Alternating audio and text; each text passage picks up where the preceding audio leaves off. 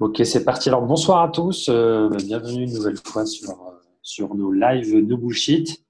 Pour vous introduire un peu le sujet, finalement, ça, c'est le sujet de ce soir sur la reconversion professionnelle. Elle nous est venue assez naturellement surtout suite à la semaine dernière, où finalement, on s'est rendu compte qu'il y a beaucoup de gens, en fait, la crise sanitaire a amené plusieurs choses. C'est que, il y a des gens qui avaient des activités en tant qu'indépendants, et leur activité a complètement changé avec ce qui s'est passé, c'est-à-dire que finalement, les entreprises ont finalement décidé d'arrêter de travailler avec eux parce que c'était plus la priorité, question de budget.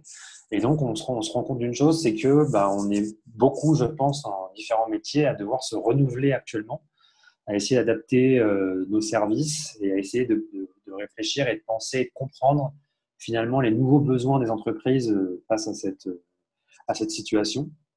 Et donc finalement, on s'est dit qu'on allait lier à ça avec finalement l'histoire de Julien.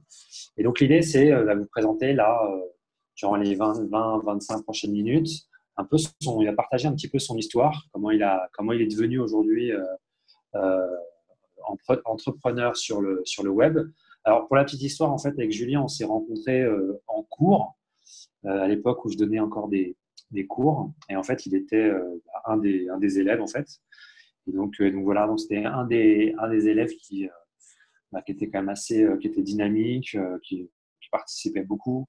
Et finalement, on est resté en contact avec le temps. Et puis voilà, c'est assez marrant de voir qu'aujourd'hui, finalement, on travaille ensemble. Et donc voilà, l'idée, c'est un peu de vous donner des conseils. Voilà, il va vous donner des conseils sur son parcours personnel. Donc voilà, je vais laisser Julien continuer et démarrer sa présentation. Impeccable. Donc, toujours pareil, quand on fait les conférences live no bullshit, hein, s'il y a des questions, pensez bien à les préparer. On y répondra. Bon, ce soir, il y a beaucoup d'éléments aussi que j'ai expliqués, je pense, sur l'état d'esprit, hein. Pour moi, c'est une des clés pour réussir. Mais la moindre question, on y répondra à la fin. On prévoira un temps pour faire tout ça. Et bien évidemment, vous avez le replay qui sera à disposition pour revoir de nouveau et partager cette conférence. Et puis, bien sûr, on va vous demander aussi, comme d'habitude, hein, à la fin du live, s'il y a des choses qui vous ont intéressé, si vous avez apprécié aussi la prise de parole, on vous mettra le lien vers le post LinkedIn en question. Et puis surtout, on vous demandera, si ça vous a intéressé, de partager votre ressenti, que ce soit en positif ou en négatif. Parce que n'oubliez pas que un des objectifs qu'on a, bien évidemment, aussi sur LinkedIn et ailleurs, c'est de générer des conversations. Et surtout, ça ne nous intéresse pas aussi faire, en tout cas, c'est mon avis à moi, je pense que Julien aussi le partage, ça ne nous intéresse pas aussi de plaire à tout le monde. C'est comme ça aussi qu'on développe sa marque personnelle, hein. Ça ne veut pas forcément dire qu'il faut être clivant tout le temps, mais il faut assumer ses prises de position et votre personne, que ce soit vos qualités, vos défauts. C'est ça aussi qui fera la différence. Bon, donc on va parler de reconversion professionnelle. C'est un sujet qui est souvent à la mode. Parfois, c'est un terme, on entend un petit peu parler dans tous les sens. Moi, je vais expliquer un petit peu mon histoire et on va essayer de respecter cette cohérence dans le propos pour montrer déjà pourquoi est-ce que j'ai voulu faire une reconversion professionnelle. Certainement aussi qu'aujourd'hui, si vous assistez à la conférence, je sais qu'il y a des personnes qui sont là pour la première fois sur le live. Vous allez certainement vous sentir un peu dans la même situation que la mienne, ce que j'ai vécu fin 2014. On va regarder un petit peu les étapes que j'ai passées suivant cette évolution. Alors, une évolution avec beaucoup de remises en question, hein. C'est une période vraiment qui est difficile, hein. Je comprends les gens qui se lancent dans ça. Mais moi je dirais qu'aujourd'hui, les barrières à l'entrée quand même sont limitées, hein, bien évidemment. Parce qu'avec le web, avec les réseaux sociaux, tout le monde a la possibilité, et j'en parlais encore ce matin à 11 heures avec une conférence aussi que je faisais, on peut transmettre un message, on peut diffuser une information. Et ça, c'est quelque chose qu'il faut bien avoir en tête. Julien en parlait plusieurs fois aussi, l'autre Julien, de l'aspect aussi qu'il fallait avoir 1000 personnes intéressées sur un sujet pour convertir. Voilà, bien avoir ça en tête. Ce qu'on verra après, c'est les actions que j'ai mis en place concrètement au quotidien, parfois des actions qui ne sont pas forcément les plus intuitives, mais qui amènent vraiment aussi de la performance. Et puis après, on fera une partie questions-réponses, s'il y en a. S'il y en a. S'il y en a qui se posent des questions aussi par rapport à ça, l'objectif, bien évidemment, c'est d'apporter aussi un maximum de valeur. Et puis ensuite, si ça vous intéresse, bien évidemment, si vous voulez qu'on vous aide, qu'on vous accompagne sur la partie LinkedIn, on le fera avec grand plaisir. Je rappelle qu'on a lancé, bien sûr, des accompagnements no bullshit. Donc, si ça vous intéresse, on vous donnera plus d'informations à ce sujet. Donc, on va commencer un petit peu par le début. Hein. Donc, le début dans mon histoire, c'est assez... alors, on voit bien mon écran. Hein. Ouais, parfait. Donc, le début de mon histoire, il est assez simple à comprendre. Moi, j'ai passé un master en 2012, hein, une école de commerce. D'ailleurs, c'était marrant parce que ce matin, j'ai fait une conférence pour mon ancienne école de commerce. Ouais, c'est un joli pied de nez. Et j'ai fini en fait cette école de commerce en 2012. Bon, moi, je suis resté aussi beaucoup dans le sud-ouest à cause du rugby. J'ai joué au rugby à haut niveau jusqu'à 23 ans. Donc, c'était rugby matin, rugby soir, la musculation. Enfin, voilà, une vie vraiment où je vivais pour le sport et je faisais du sport à haut niveau. Donc, j'ai fait aussi cette école de commerce, mais je ne savais pas forcément trop pourquoi, en fait, je voulais la faire. Je pense aussi qu'il y a beaucoup d'étudiants qui sont dans ce cas-là. C'est aujourd'hui un petit peu, parfois, le regret que j'ai de ne pas m'être posé assez de questions dès le début, mais c'est comme ça. Je pense que ça fait aussi partie de ma personnalité. Et le sport aussi, je pense, joue beaucoup dans mes routines, dans mon quotidien, dans le fait aussi que quand, par exemple, on est indépendant, on se bat contre soi-même. Et moi, j'arrive assez bien à me battre contre moi-même, même si parfois je suis un petit peu feignant, hein, comme certainement beaucoup de personnes. Mais ça me permet d'avoir vraiment de cadrer. Ça me permet de cadrer et de me dire, il faut faire les choses. Il faut faire les choses. C'est pour ça que je crois beaucoup aussi aux habitudes. Donc, ça a commencé comme ça. Première image, voilà. Alors, ce n'est pas directement ma remise de diplôme, mais voilà, on est content, on a eu son diplôme. Concrètement, après, bon, petit parcours un petit peu du combattant. J'ai eu plusieurs expériences. J'ai été commercial, j'ai été acheteur, je travaillais à Nantes. Après, je suis revenu dans le sud-ouest. Et fin 2014, je vous ai mis cette image ici parce que je me suis retrouvé face à une situation où, en fait, j'étais commercial. Et je m'en souviens encore aujourd'hui, j'ai même des flashs de ça. Il m'arrivait, quand je faisais des tournées, je ne faisais pas les tournées à la fin, d'accord. J'allais notamment me reposer sur le parking d'un golf. C'est pour ça que je vous ai mis cette photo. Donc voilà, c'est un élément, je pense que j'aurais toujours envie, ça. J'aurais toujours en moi cette chose-là, parce que concrètement, ça n'avançait pas ce que je faisais, pas d'évolution, un salaire aussi qui ne me correspondait pas du tout. On pourra en parler aussi par rapport à je pense aussi, ce qu'on peut avoir quand on travaille par exemple à son compte. Donc j'étais dans une impasse, et il y avait vraiment cette notion je dirais, de peur du vide. C'est-à-dire que j'aurais pu garder mon petit train-train tranquille dans le sud-ouest, voilà, avec mon groupe d'amis, un petit peu le rugby, etc., etc. Bon, très plan-plan. Pas vraiment beaucoup d'opportunités, pas vraiment beaucoup de perspectives. Et c'est pour ça que je dis que les gens qui restent dans leur situation, pour moi, c'est eux qui ont le vrai courage. Les gens qui sont courageux, pour moi, ce n'est pas les gens qui vont essayer de faire des choses. Les gens qui sont courageux, c'est les gens qui vont rester tranquillou, qui vont s'adapter à leur sort. Ça, vraiment, ces gens-là, alors là, si c'est votre cas, je vous serre la main, je vous dis vraiment bravo. Bravo pour ça. Mais donc là, j'étais dans cette situation et je me suis dit, bon, là, Julien, fin 2014, là, c'est pas possible. C'est pas possible. Deux options. Ben, soit je m'apitoie sur mon sort, d'accord, et en fait, je reste dans mes certitudes et en fait, je n'évolue pas, hein, je n'évoluerai pas. Ou sinon, je me lance un nouveau challenge. Et en fait, moi, j'ai toujours été... je pense que cette reconversion, ça m'a permis de développer encore plus ma curiosité, que j'avais certainement déjà en moi, mais je ne l'avais pas forcément entraîné, je ne l'avais pas forcément travaillé. Donc, je me suis lancé un challenge. Voilà. Bon, dans mon histoire aussi, moi, je suis fils unique, donc j'ai très bien vécu tout ça, je suis très heureux, mais j'ai aussi cette notion comment dire, de la pression un peu aussi familiale, bien évidemment, qu'il faut avoir en tête. Mes parents n'ont jamais compris pourquoi j'ai voulu arrêter et pourquoi je suis monté à Paris. Hein. Ça, c'est quelque chose qu'ils n'ont pas compris. Ils comprennent un petit peu aujourd'hui. Hein. Moi, j'ai 31 ans. Ils comprennent aujourd'hui.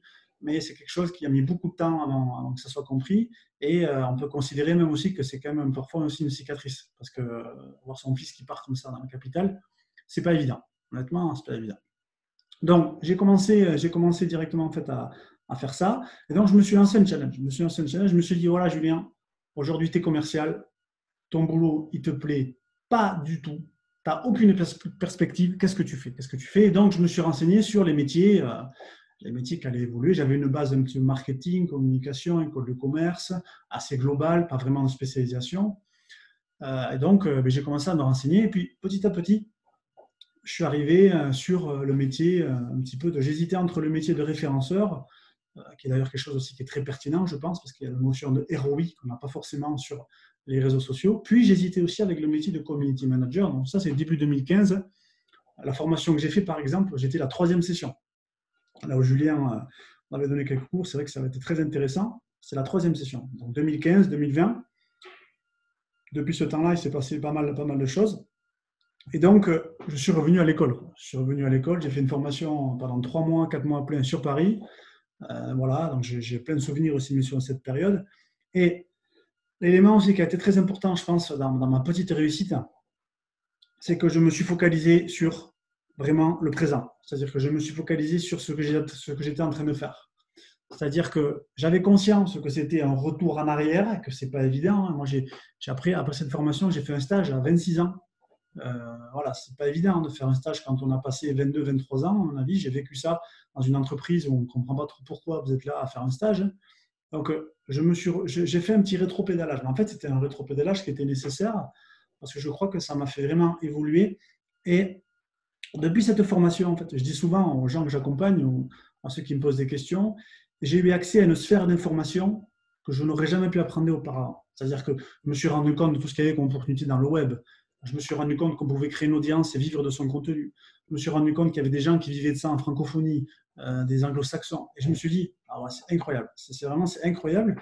Et pourtant, en 2015, je dirais que le train était déjà en train de passer. C'est-à-dire qu'aujourd'hui, quelqu'un qui veut se former sur le digital, sur le marketing digital, bon, on peut considérer qu'il a déjà un petit peu loupé le train.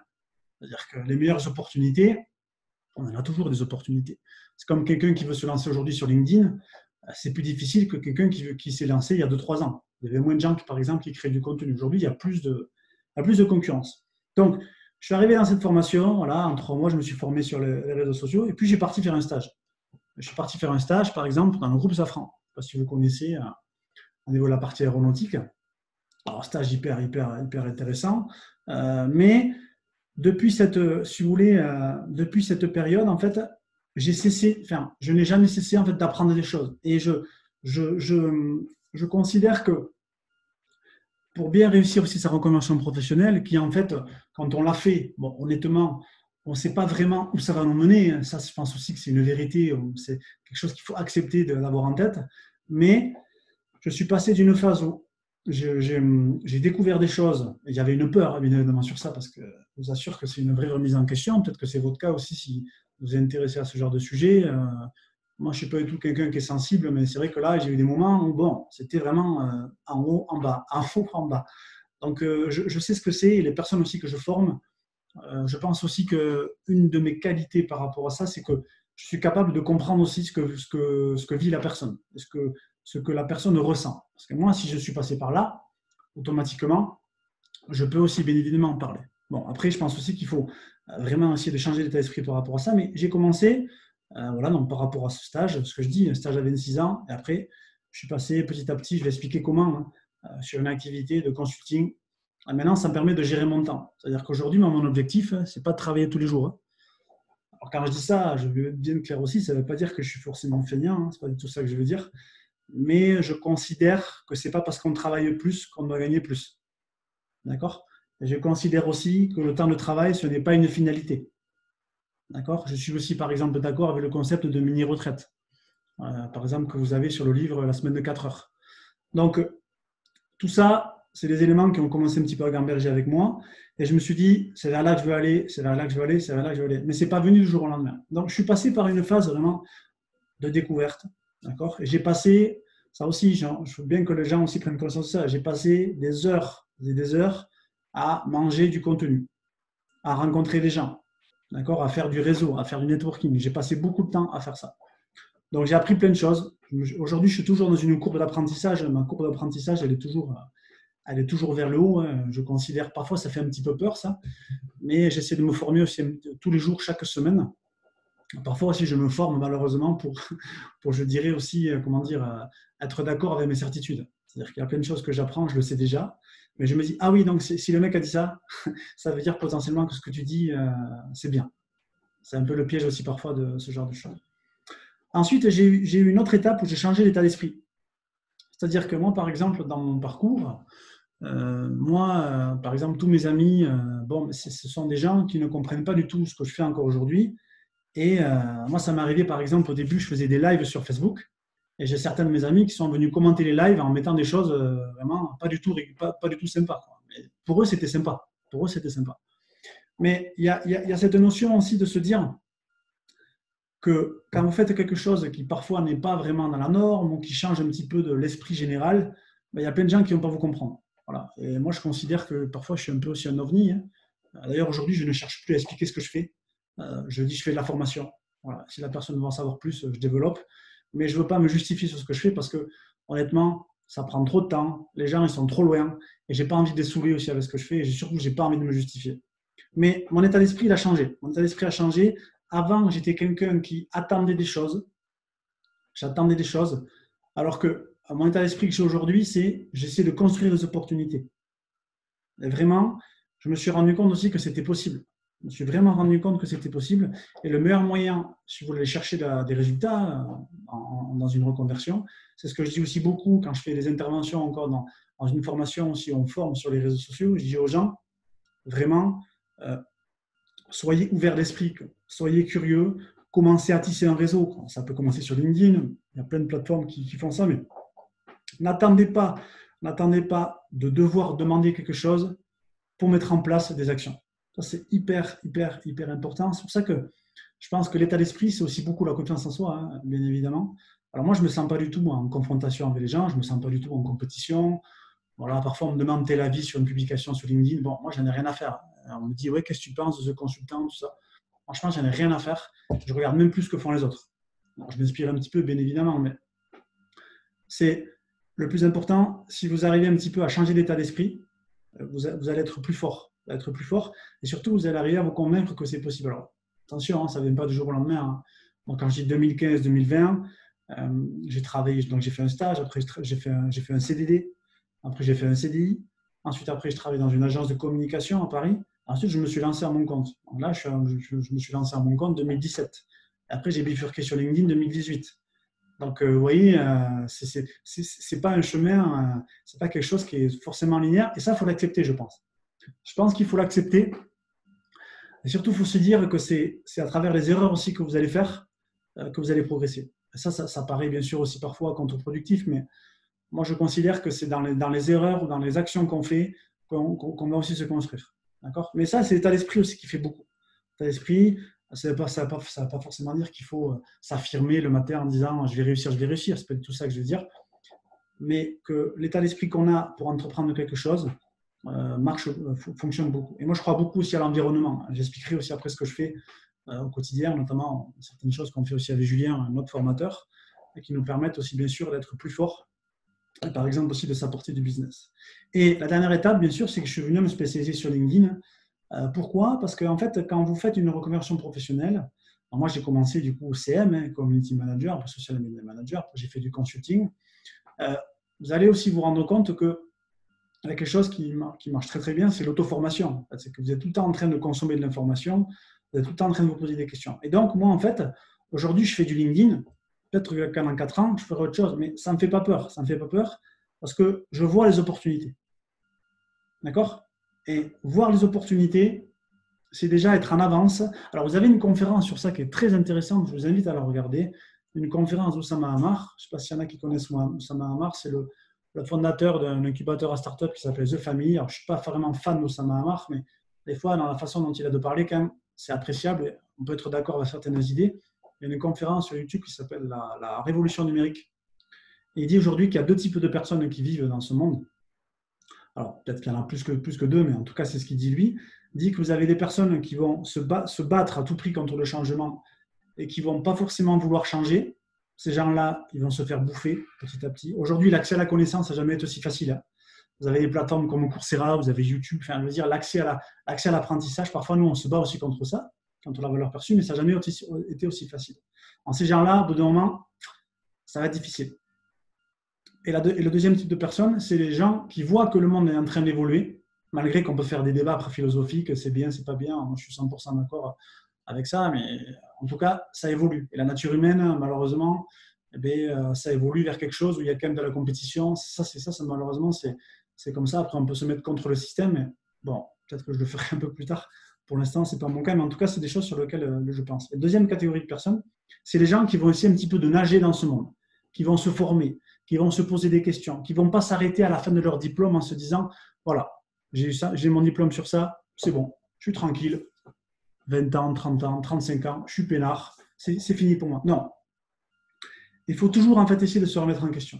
Et moi, je crois que c'est grâce à ça aussi qu'on arrive à aller chercher de la performance et qu'on arrive à réussir sa reconversion. Parce que la reconversion professionnelle, on peut la faire dans plein de domaines. Moi, j'ai choisi dans le digital, mais il y a plein de gens aujourd'hui, bien sûr, c'est peut-être votre cas, vous cherchez peut-être à avoir du sens. Alors, on peut considérer aussi que parfois c'est un luxe de se poser ce genre de questions. Moi, mes parents ne se sont jamais posé la question, ils étaient dans la banque, ils ne se sont jamais posé la question.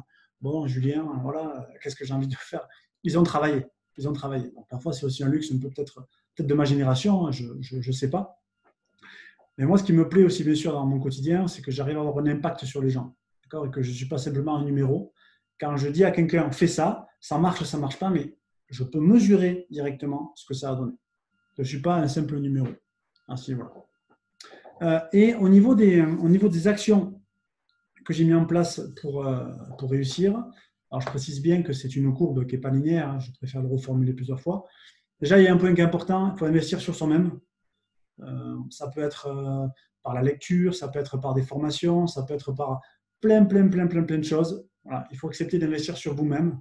Voilà, moi, par exemple, quand il y a un étudiant qui me dit que je lui dis que j'ai une formation pour les étudiants qui est à 99 € et l'étudiant me dit trouve que c'est trop cher, je ne comprends pas. C'est le prix d'une paire de baskets. Donc, il faut accepter vraiment d'investir sur vous-même. Et malheureusement, et ça c'est un sujet aussi qui est assez important, je pense, c'est que la formation professionnelle, c'est quand même aussi un énorme business. Il faut quand même aussi avoir en tête. Et nous, avec Julien, en tout cas, c'est vrai qu'on a une approche un peu plus des artisans. Ce qu'on fait après, c'est très développé, il y a beaucoup de méthodologies. Mais on est vraiment là aussi pour essayer d'avoir un impact positif sur les gens et qu'ils passent concrètement à l'action. C'est pour ça qu'il faut accepter d'investir sur soi-même. Et ça, je pense qu'il faudra le faire toute votre vie. Ça veut dire que si vous changez de métier, si vous changez d'activité, ce que vous allez apprendre aujourd'hui, à travers une formation, à travers quelqu'un qui va vous indiquer un petit peu les règles, ce qu'il faut faire, ce qu'il ne faut pas faire, c'est un début. C'est un début, mais ce n'est absolument pas une finalité. Moi, je dis souvent, pas forcément nous, mais en général, on vous apprend un cadre et après, on essaie de vous impulser pour que vous soyez autonome, pour que vous puissiez justement, de votre côté, affûter cette phase un petit peu d'affûtage sur vraiment ce que vous voulez faire. Donc, pour moi, le premier point, en termes d'action, c'est investir sur vous-même. Investir sur soi-même, ça peut être bien sûr lire du contenu. On n'est pas obligé forcément d'investir de l'argent. Alors attention, c'est vrai que le contenu gratuit, pour moi, je pense qu'il y a aussi des limites. Mais au début, aujourd'hui, l'accès à la connaissance n'a jamais été aussi facile. Je vous ai listé l'exemple de la plateforme Coursera. Pour moi, il y a un point aussi qui est hyper important, c'est que nous, on dit souvent avec Julien aussi qu'on pense que les gens qui réussissent, c'est des gens qui mettent en place des actions. Et honnêtement, moi, je ne me crois pas du tout comme quelqu'un supérieur aux autres, mais simplement, chaque semaine, je fais des actions. Chaque semaine, je fais des actions. Et c'est bizarre parce que plus je fais des actions, plus d'opportunités viennent à moi. Donc, quand même, il y a une corrélation, par rapport à ça. Moi, je considère aussi que ce qui est important, c'est d'explorer le plus tôt possible sans forcément attendre des résultats. C'est-à-dire que quand vous apprenez quelque chose, admettons, je ne sais pas, vous avez un outil, un logiciel ou une méthodologie, explorez, regardez la méthodologie, même si vous n'allez pas vous en servir. Il y en a qui vont vous dire c'est mieux d'explorer quand on a besoin. Moi, je pense que c'est en explorant qu'on va se confronter et donc on va réfléchir et donc aussi qu'on va affiner son raisonnement. Parce que, vous savez, moi, dans mon petit parcours à moi, j'ai encore plein de choses que je vais faire, bientôt, j'espère, mais je ne me suis pas réveillé un matin en me disant ok, c'est bon, c'est limpide, je pars sur ça, step 1, step 2, step 3. Non, malheureusement, ça ne marche pas comme ça. Moi, je n'ai pas une logique forcément depuis tout petit, de me dire voilà, tu peux faire ça, tu peux faire ça. Donc, il faut travailler ça. Le meilleur moyen de travailler, c'est d'explorer. Explorer, on l'a dit, investir sur soi-même. Donc, quand vous découvrez des choses, renseignez-vous un petit peu plus, trouvez des gens qui parlent de ça, échangez avec ces gens-là, mais faites en sorte que le début que vous êtes en train de créer, vous puissiez toujours garder ce mouvement. Ensuite, après, il y a un point qui est très important. Je pense qu'il faut créer son propre environnement. Alors, on en parle aussi souvent avec Julien quand on nous pose des questions. Enfin, moi, ça m'arrive dans tous les cas d'en parler. Moi, je pense qu'il y a deux types d'environnement. Vous avez l'environnement, donc des gens que vous connaissez depuis peut-être tout petit, moi, ce qui est mon cas aujourd'hui. Et vous avez un environnement que vous pouvez créer. C'est-à-dire qu'avec le online, nous, par exemple, on se fait un appel chaque semaine, un appel tous les 15 jours, un appel tous les 3 semaines. Et je vous assure que même si, alors avec Julien, on collabore maintenant un petit peu ensemble, même si on n'est pas directement sur les mêmes activités, eh bien, en fait, ça nous élève. Ça nous élève et honnêtement, ça nous a permis déjà de nous apporter de l'activité. Ça, il ne faut pas l'ignorer sur ça. Et puis surtout, on a des personnes avec lesquelles on peut se confier. On a des personnes avec lesquelles on peut se challenger. On a des personnes avec lesquelles on peut se poser des questions. D'accord ? Moi, ce que je fais aujourd'hui, l'activité de consulting, bon, honnêtement, c'est une niche. C'est une niche sur le marché du marketing digital. Donc, il y a plein de gens qui ne comprennent pas et ce n'est pas grave, c'est normal. Je ne cherche pas forcément à ce que les gens comprennent. Mais quand on travaille aussi en tant qu'indépendant, souvent on est tout seul, donc ça veut dire aussi se battre contre soi-même. Donc, c'est bien aussi, moi je conseille à tout le monde de se créer une petite sphère de personnes qui sont un petit peu comme vous, en même état d'esprit que vous. Vous pouvez le trouver sur LinkedIn, ce que vous voulez, sur un blog, sur un forum, et en fait, continuer à échanger dans le temps. Aujourd'hui, il y a tout, des visios, téléphones. Je veux dire, pour moi, c'est un moyen très, très fort, et moi, je l'ai ressenti vraiment. Nous, on fait ça depuis à peu près un peu plus de 2 ans. Je l'ai ressenti de manière très, très forte.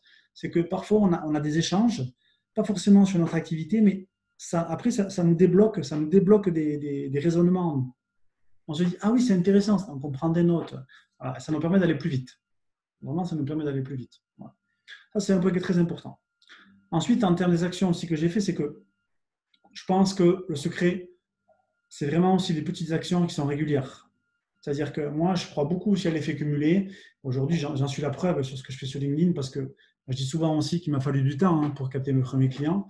Aujourd'hui, j'ai des opportunités chaque semaine de personnes qui sont intéressées pour que je les accompagne sur LinkedIn. Alors, ça ne transforme pas, bien sûr, tout le temps. Ça serait magique. Malheureusement, ce n'est pas magique.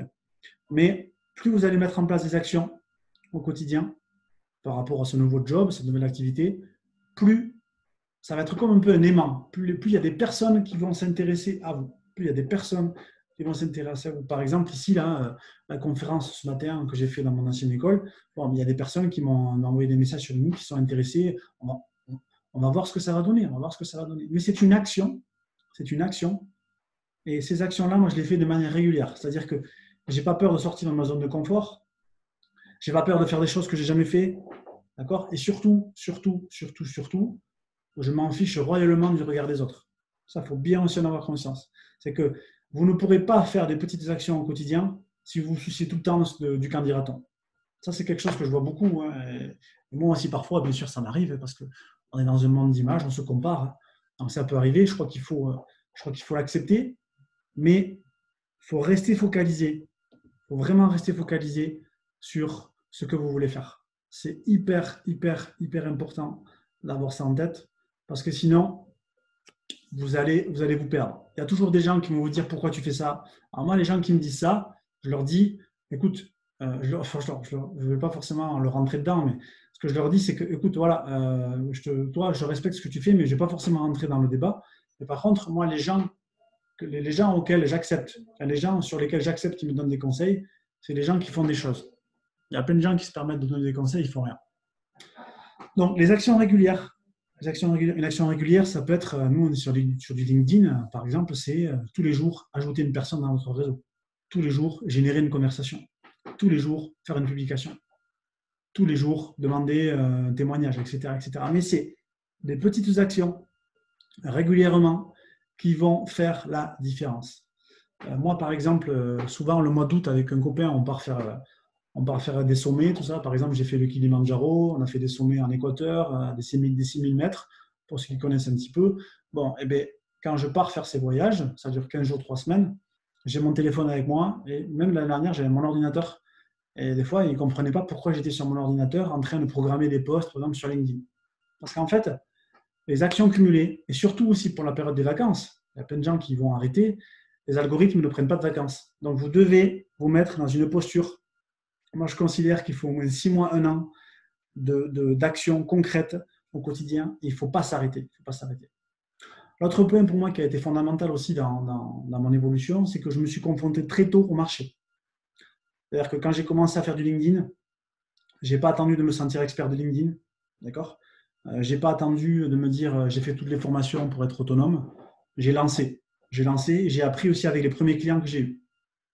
D'accord ? Pourquoi c'est facile ça ?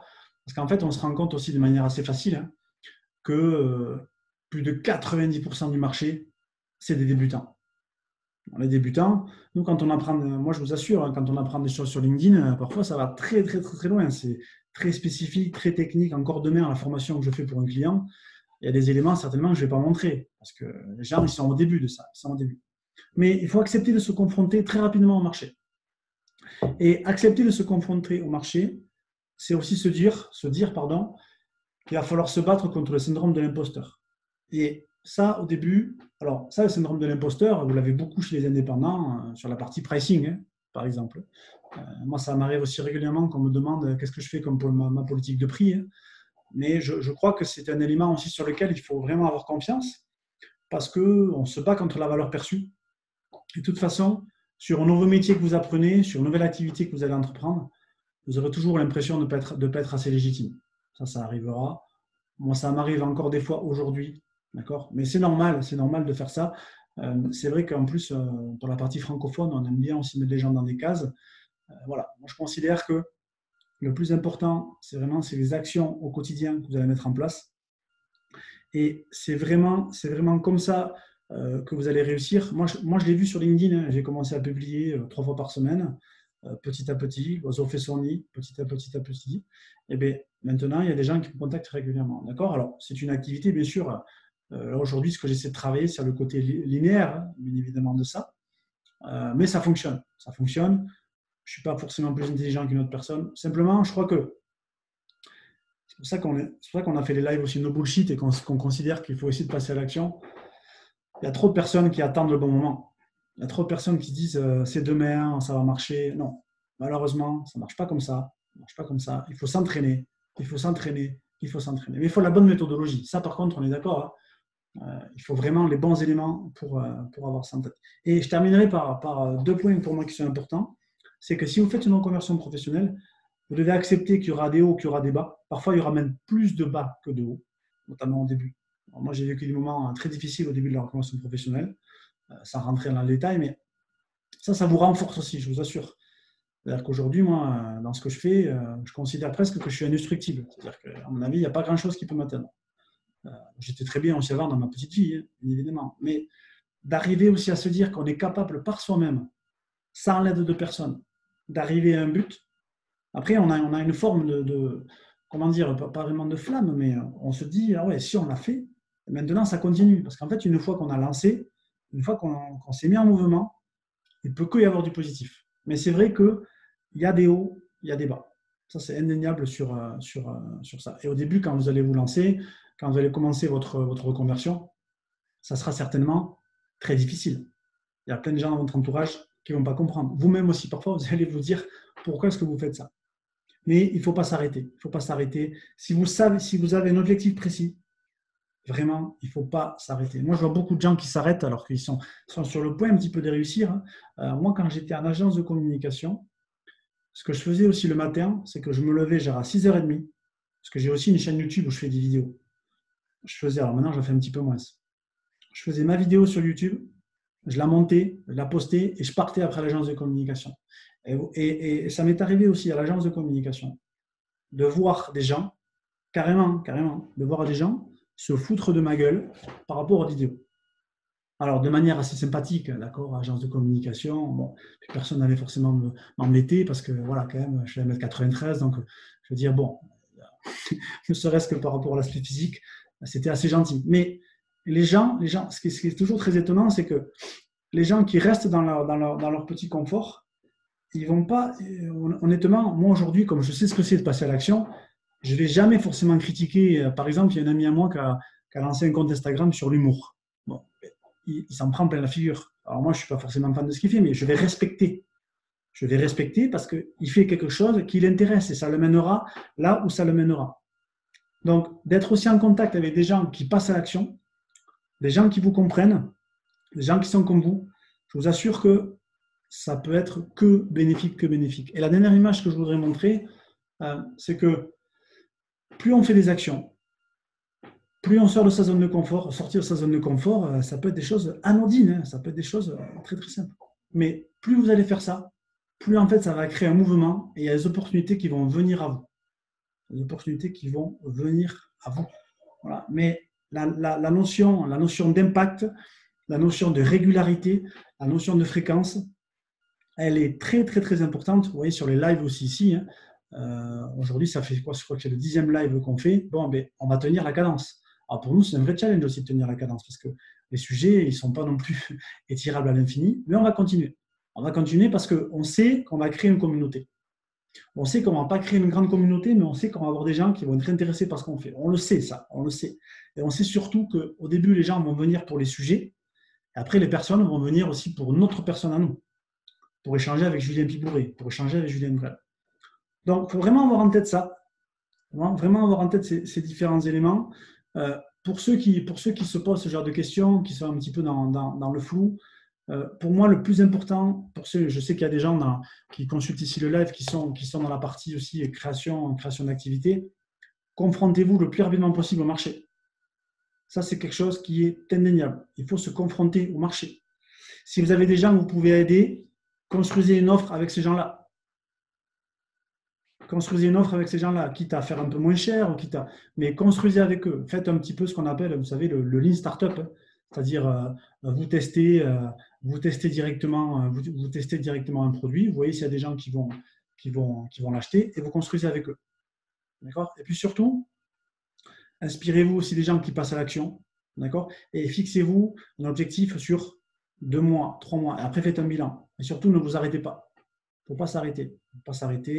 Moi, je ne m'arrête pas, d'accord? Donc, honnêtement, on pourrait se dire, oui, mais du coup, où est-ce que ça va te mener?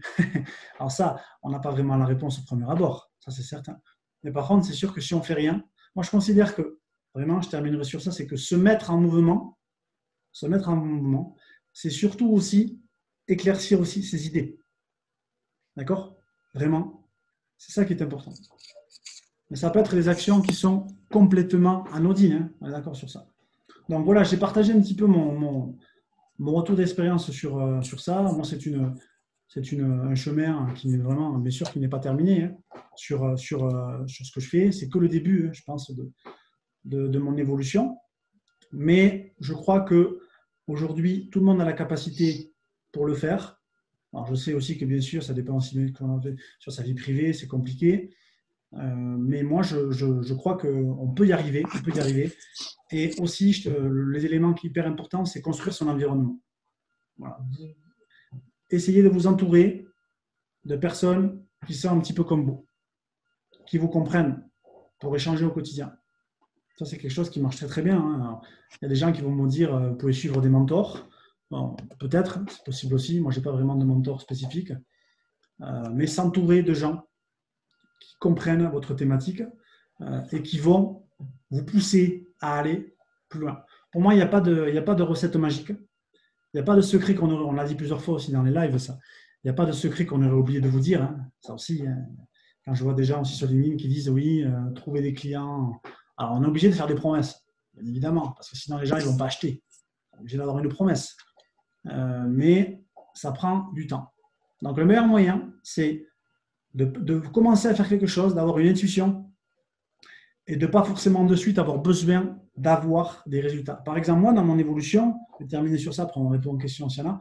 Moi, dans mon évolution, en tant qu'indépendant, j'ai une activité de formateur. C'est-à-dire que je fais de la formation aussi. Donc, cette activité de formation, c'est du récurrent. C'est-à-dire que ça revient tous les mois. Donc, moi, c'est un conseil aussi que je peux donner, c'est-à-dire que quand j'ai commencé sur LinkedIn, aujourd'hui, je ne fais pas que du LinkedIn. Ça veut dire que j'ai la possibilité aussi d'avoir un revenu de sécurité. Donc, en fait, je n'ai pas eu de suite besoin de trouver des clients directement sur LinkedIn. C'est aussi une très bonne stratégie qu'on peut utiliser. D'ailleurs, la plupart des consultants, pourquoi est-ce qu'ils font des conférences? Pourquoi est-ce qu'ils font de la formation? Parce qu'ils savent très bien aussi que ça peut leur apporter une source de revenus en plus. Voilà ce que je voulais partager avec vous ce soir. Bon, c'est assez court, bien évidemment. On pourrait rentrer dans les détails sur sur mon parcours. S'il y en a qui ont des questions, on peut bien évidemment y répondre. Vous pouvez mettre votre micro si vous le voulez. Voilà, c'est vous qui. Bon, merci, ouais, merci beaucoup, Julien, là, pour ton intervention. C'était super intéressant. Moi, j'en profite. N'hésitez pas là, si vous avez des questions, à les mettre dans le chat. Moi, finalement, j'ai retenu trois choses que je trouvais vraiment très intéressantes. Il y avait le fait de savoir s'entourer. C'est vrai qu'on est un peu indépendant, on est tout seul et du coup, je pense que c'est très compliqué. Et en effet, savoir s'entourer de gens, je pense à la fois un peu de son âge, un peu dans des domaines, soit un domaine un peu identique ou complémentaire. Je pense qu'en effet, pour échanger régulièrement, c'est vraiment une bonne chose et savoir s'entourer, c'est important. Mais aussi de personnes plus âgées, voilà, qui ont des expériences même différentes dans d'autres secteurs d'activité. Mais tu as raison, c'est vrai qu'on ne le fait pas assez. Je pense qu'il faut savoir s'entourer et puis essayer de les voir régulièrement, que ce soit par des échanges téléphoniques, que ce soit en physique. Mais c'est vrai que ça, c'est important d'échanger avec des gens qui sont même déjà passés par les problématiques qu'on peut avoir. Et c'est important d'échanger avec des gens, d'apprendre des choses. Comme tu le disais, voilà, ça, vraiment le fait de savoir s'entourer, c'est vraiment important, surtout dans les moments un peu difficiles. Je pense que le fait de s'auto-former, tu as complètement raison. Je crois il faut s'imposer, il faut être assez discipliné là-dessus. Moi, je me forme sur des outils et parfois je pars simplement sur des vidéos YouTube où des mecs partagent des tutos assez incroyables et mettre sur certains sujets à gagner du temps, à comprendre finalement comment utiliser un outil différemment ou simplement comprendre comment utiliser l'outil, parce que parfois quand tu utilises un outil sur la plateforme, ils ne font pas le job, ils ne t'aident pas forcément vraiment très très bien à ce que ce soit concret. Donc ça, c'est vrai que tu as raison. Surtout aujourd'hui, à la vitesse où ça va sur les outils, je pense qu'il faut être… on ne peut pas maîtriser tous les outils, tout, mais il faut rester ouvert à des choses et l'auto-formation, elle me paraît essentielle. Et alors, il y a un petit jeu qu'on peut mettre en place aussi. Il y a un truc qui est important, c'est que souvent, on a un peu la tête dans le guidon quand on est indépendant. On commence à avoir un client, deux clients, trois clients, on enchaîne. Et finalement, on a un peu du mal à relever la tête, à avoir un petit peu une vision et essayer de savoir où on va. Mais je pense qu'il y a trois points qui sont importants quand vous faites quelque chose ou même à tout moment, je pense que dans sa vie, c'est des questions qui sont importantes. C'est un peu la vision. La première question à se poser, c'est la vision. Où est-ce que vous voulez aller dans 6 mois, dans 1 an, dans 2 ans, dans 5 ans? Ça, c'est une vraie question à se poser parce qu'en fait, on est souvent mangé par le quotidien et essayer de se fixer un petit peu où je veux être d'ici quelques mois ou quelques années. La mission aussi, essayer de définir un peu sa mission par rapport à son travail, quel est son objectif quand je prends un client, quelle est ma mission, où est-ce que je veux l'amener, quel résultat je veux qu'il obtienne. Ça, c'est important. Et puis, un point aussi, une troisième question à se poser, c'est quelles sont ses valeurs. Voilà, quelles sont ses… Alors, ça ne sert à rien d'en sortir 10, hein, mais simplement peut-être trois. Quelles sont les trois choses qui vous définissent, qui font votre différence et les choses sur lesquelles vous ne voulez pas transiger. Et voilà, sur la façon de réaliser votre travail aujourd'hui, le niveau de liberté que vous souhaitez avoir, ce genre de choses. Donc, voilà. Donc, c'est trois choses un peu que j'ai… Bon, le troisième point que j'ai abordé était une continuité de ce que tu avais dit, mais en tout cas, ouais, je trouvais ça vraiment très intéressant, le sujet que tu as abordé. C'est vrai que je trouvais ça très complet. Donc, j'ai l'impression qu'on n'a pas trop de questions, si je ne me trompe pas. Je n'ai pas vu de questions passer dans le chat. Ouais, de toute façon, là, les gens qui sont restés, c'est les vrais, quoi. Là, les gens qui restent jusqu'au bout, c'est ça, c'est un vrai sujet aussi, parce que renouveler aussi l'audience, c'est difficile. Non, moi, qui ont envie de réagir, allez-y. Je ne sais pas si vous m'entendez. Oui, on t'entend. Très bien, Patrick. Combien de temps il s'est écoulé entre le moment où tu t'es dit, bon, ben, ça y est, je m'intéresse à LinkedIn, je me mets là-dessus, et où tu as eu ton premier client? Et deuxième question que j'ai, c'est est-ce que les clients viennent tout seuls à toi ou c'est toi quand même qui vas les chercher? Alors moi, j'ai commencé, c'est une très bonne question. Moi, j'ai commencé LinkedIn en fait à peu près, alors j'avais un compte, mais j'ai commencé vraiment en fin 2017. Il faut y aller, on échangeait avec Julien sur ça. Et il m'a fallu à peu près 10 mois. 10 mois Mais en fait, j'ai commencé LinkedIn sans forcément savoir déjà au début que j'allais m'orienter là-dessus. Bon, donc c'était pas forcément… je crois qu'on a même d'ailleurs, on l'avait fait quasiment ensemble avec Julien. On s'était posé la question. Et on s'était posé la question lors des appels de groupe qu'on se faisait. Justement, l'exploration, l'opportunité. Donc il m'a fallu à peu près… bon, LinkedIn, j'en parlais déjà quand je faisais des formations. D'accord? Je faisais des spécifiques LinkedIn. Après, des clients vraiment sur la partie, ce que je fais aujourd'hui, il m'a fallu quasiment 10 mois. 10 mois pour capter un client. Et est-ce que c'est les clients qui viennent à toi aujourd'hui?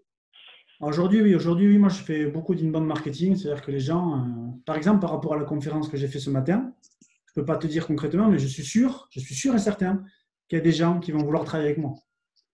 C'est sûr et certain. Ça, c'est indéniable. Moi, je ne fais pas vraiment de. Bon, mon approche LinkedIn, elle est assez manuelle. J'essaie beaucoup aussi de développer mon influence.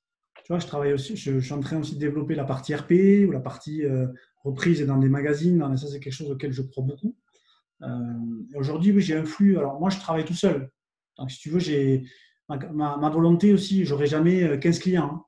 D'accord? Et ça ne m'intéressera pas forcément. Ou alors, je monterai une équipe, je verrai. Mais moi, j'ai envie d'avoir une structure assez agile pour faire ça. Et donc, aujourd'hui, oui, les gens, j'arrive à garder des gens sur la durée. Il y a des systèmes après pour garder les gens sur la durée. Et puis après, au début, moi, j'ai un peu changé d'état d'esprit. C'est-à-dire qu'au début, je voulais avoir peu de clients premium. D'accord, on pourra parler aussi des prix, si tu as des questions sur ça. Mais maintenant, j'ai fait l'effort aussi de m'adapter par rapport un peu à ma cible. Et par exemple, j'ai lancé un pack depuis le mois de février. Aujourd'hui, c'est quasiment ce pack que je vends le plus. Voilà, c'est un pack qui est beaucoup plus accessible sur la cible que je veux toucher. Oui, c'est vrai qu'avec LinkedIn, tu as Stéphane Pucet, avec qui tu as fait le webinaire, c'est un exemple de ça. Hein. Il a commencé à construire sa communauté et lui, il va te dire qu'il passe beaucoup de temps sur la plateforme et les gens viennent maintenant à lui directement. Voilà. Mais ça, c'est quelque chose qui se fait, si tu veux, sur LinkedIn, c'est vrai que je pense que c'est plus facile au début. Mais moi, au début, je n'avais pas tous ces outils, tout ça, je ne connaissais pas. Hein. Je découvert un petit peu au fur et à mesure. Je pense que c'est plus facile de se confronter rapidement à des prospects ou des clients potentiels via notamment toutes les stratégies un petit peu de prospection. Moi, j'ai une approche plus long terme aussi. C'est-à-dire que LinkedIn, ça ne va pas s'effondrer en 6 mois. Hein. Donc, ce que je fais ce soir avec toi, c'est un travail en fait qui va me servir pendant 6 mois, pendant 1 an. C'est-à-dire qu'on plante des graines. Donc, c'est vrai que au début aussi, quand j'ai commencé, j'ai pris aussi ce que je pouvais prendre. Hein. Ça, c'est la vérité aussi. Quand je vois des gens qui me disent oui, je veux le choix, mais tu as le choix de quoi? Tu as le choix quand tu fais un bon chiffre d'affaires. Ça, c'est la vraie. Aujourd'hui, je sélectionne un peu avec qui je peux travailler, mais bon, au début, il faut prendre ce que tu peux prendre. Hein, c'est tout à fait normal. Et après, petit à petit, travailler aussi très fort, je pense, sur la réputation. Moi, je n'hésite pas aussi à aller plus loin que à faire du over-deliver. C'est-à-dire, un truc très concret, c'est une personne qui me dit, en général, dans mon pack, tu as des appels au téléphone aussi avec moi pour pivoter, corriger. Bon, il y a 2 appels. Si la personne elle veut faire 3 appels, je vais dire oui. Tu vois, c'est quelque chose de très simple, mais c'est que moi, le plus important, alors des fois, il y a des clients qui sont chiants, il faut dire aussi la vérité, mais le plus important, c'est que je veux que la valeur perçue de ce que je fais, ce soit vraiment presque au-dessus de ce que la personne pense. Ça, c'est hyper, hyper important parce qu'après, on parle beaucoup de stratégie pour trouver des clients, tout ça, mais les recommandations, c'est ce qui cartonne le plus. Hein. Les recommandations, moi, ce que je pense maintenant, moi, je navigue depuis quelques mois maintenant sur LinkedIn et je suis un misérable vermisseau comparé à vous deux, mais ce que je pense, c'est que les gens, ils attendent effectivement une transmission de savoir parce que, comme tu l'as très bien dit, quand tu as cité l'autre Padawan, hein, c'est qu'il y a deux types de personnes. Il y a ceux qui restent statiques, qui n'avancent pas, reculent de toute façon, parce que le monde, il ne va pas les attendre. Et il y a ceux qui décident de choper le train en marche ou au moins de courir après et d'essayer de le rattraper. Eh ben, les gens, en tout cas, j'en fais partie, ils attendent des résultats. Ce qu'ils attendent de quelqu'un comme toi, c'est de dire, bon, écoute Patrick, où est-ce que tu en es? Et voilà là où je vais t'amener. Quel est ton objectif? Je vais t'aider à t'y amener là. C'est ça qu'ils veulent. Parce que clairement, comme tu le dis, je suis d'accord avec toi, pour moi, le business maintenant, surtout en période de confinement, bien que ce soit sorti, il y a des habitudes qui ont été prises. Il s'est déplacé dans le digital, sur LinkedIn. LinkedIn, c'est une formidable plateforme professionnelle, à condition d'en maîtriser les ficelles. C'est ce que tu apportes clairement. Mais voilà, moi, ce que j'attends, c'est de dire, écoute, voilà, tu es là, tu as ça comme niveau de connaissance, ça ne suffit pas, voilà ce qui te manque, et voilà les résultats attendus, et on mesurera les résultats ensemble. Ça, j'attends. J'ai vu beaucoup de gens sur LinkedIn, que je ne citerai pas, qui promettaient monts et merveilles, Et ça, il faut le dire aussi, il y en a plein sur LinkedIn. Hein. Ils te promettent plein de choses, les phrases sont ronflantes et pompeuses, et ils te disent, ouais, tu vas avoir ça. Et au final, il n'y a rien derrière. Il n'y a rien du tout. Alors, oui, oui. Alors, là, je pense que c'est un vrai sujet. Il y a Damien qui est sur le copywriting aussi. Il pourrait parler un petit peu de ça. Mais il y a toujours ce débat entre la proposition de valeur que tu fais à tes clients et concrètement le résultat que tu peux leur apporter. Ça, c'est un vrai sujet. Mais par exemple, sur les gens qu'on accompagne actuellement avec Julien, on accompagne actuellement deux personnes. Deux personnes qu'on accompagne sur un accompagnement spécifique avec du coaching tous les mois. Bon, eh bien, là, on est sur la partie prospection. On est vraiment sur concrètement, mais moi, il y a des choses que je ne fais pas, que Julien il a proposé que je ne fais pas.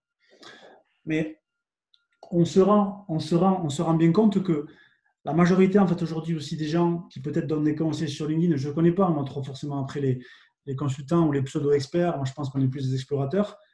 Mais des fois, il y a plein de stratégies qui sont peut-être simples à appliquer, et les gens ne les voient pas, ou les gens ne les mettent pas en place. Par exemple, dans le coaching, on a donné une stratégie à faire aux personnes. Si elles ne l'appliquent pas, c'est impossible après pour nous de dire bon, mais ça ne marche pas. Oui, mais tu n'as pas mis en pratique. Donc, nous, ce qu'on essaie de faire, c'est créer les conditions pour que ton activité puisse fonctionner. Ensuite, c'est vrai qu'il n'y a pas de recette magique, malheureusement. Et souvent, moi, tu vois, l'année dernière, je me suis formé auprès d'un marketeur français et j'ai payé plus de 5 000 euros. D'accord ? Bon, ça m'a rien rapporté. Il s'est même presque servi de moi parce qu'il était intéressé par mon savoir-faire sur LinkedIn. Tu vois, j'ai même fait une intervention dans son mastermind et tout ça, devant 100 personnes. Il aurait pu te faire une réduction quand même. Ben, il aurait pu. Bon, après, moi, je me suis dit, ouais, ça m'intéresse, il brasse du chiffre d'affaires, on va regarder. Bon, en fait, voilà, il est comme moi. Hein. C'est le branding aussi qui vend, parce que c'est le marketing aussi qui vend. Hein. Malheureusement, sur ça. Bon, après, sur ça aussi qu'on crée du contenu, parce qu'on a bien conscience aussi qu'il faut éduquer les gens aussi, puis il faut apporter aussi les éléments de preuve sociale. Mais tu vois, nous, c'est sûr que les gens avec qui on collabore avec Julien, c'est la première fois qu'on collabore directement ensemble sur du LinkedIn, on va communiquer sur les résultats. Ça, c'est indéniable. Voilà. Mais la vraie question aussi qu'il faut se poser, c'est de combien de clients j'ai besoin. D'accord ? Après, c'est aussi le positionnement, l'offre. Il y a plein de questions. En fait, parfois, on part peut-être trop vite sur la manipulation. Mais moi, tu sais, même de mon côté, je me pose des questions encore sur mon positionnement. Je suis toujours en train un petit peu d'évoluer par rapport à ça, parce que moi aussi, j'ai beaucoup d'étudiants qui me demandent des conseils, et aussi des gens pour la partie emploi. Alors que ce n'est pas ma cible prioritaire, parce qu'un étudiant, il n'a pas d'argent, hein. Il n'a pas forcément envie d'investir, et quelqu'un qui est en recherche d'emploi, c'est pas évident aussi. C'est pas évident pour le dire, tu vas acheter une presta à 800 euros, il va dire non, non, c'est gentil, mais c'est trop cher. Voilà. Donc, toujours pareil, c'est trop cher, tout dépend par rapport à quoi. Ouais. Si on te dit, voilà, tu vas acheter ça à 800 euros, mais voilà le résultat que tu es certain d'avoir au bout, c'est pas cher. Mais ça, c'est sûr. Non, mais ça s'appelle un investissement.